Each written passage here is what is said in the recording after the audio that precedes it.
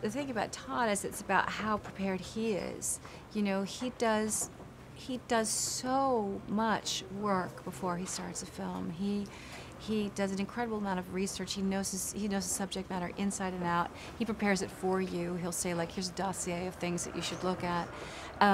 But what really makes him so spectacular, I think, is that he's one of those few filmmakers who's able to manifest what it is to be a human being cinematically, which is why we go to the movies. You know, we go to the movies to have an experience, but also to see ourselves reflected, to see our very humanity, you know, reflected.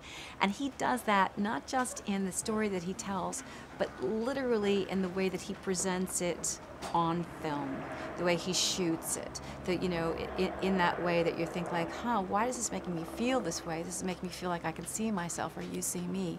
And it's extraordinary. His precision of vision too, his point of view, he always surprises me. I'll see something that he shot and I'm like, of course he shot it that way. I would have never thought of that. But, you know, just that very, very deliberate point of view that lets you know whose story this is, what story it's telling, you know, and what he's communicating. When he called me and said, I want you to play these two parts, one in the 1920s and one in the 1970s, I was like, awesome.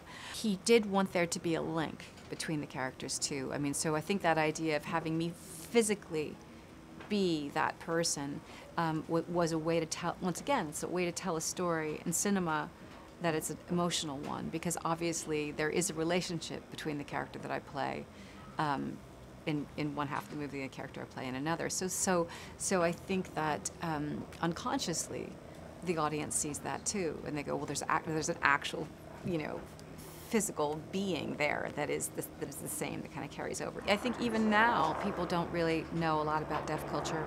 I think, you know, the gift for me in this film was my introduction to it. You know, I had a wonderful teacher who was deaf, and my other teacher who's here, Lynette, is the child of deaf adults, and so she was able to teach me too and introduced me to books and movies and communities and deaf poetry slams and families. And ASL as a language, and the idea of deaf culture. Obviously, I am never ever going to know exactly what that means, but they allowed me an entree to a world that I think a lot of people that exists under our very own eyes. I love what it says in the poster. It says it's not what you look at that matters; it's what you see.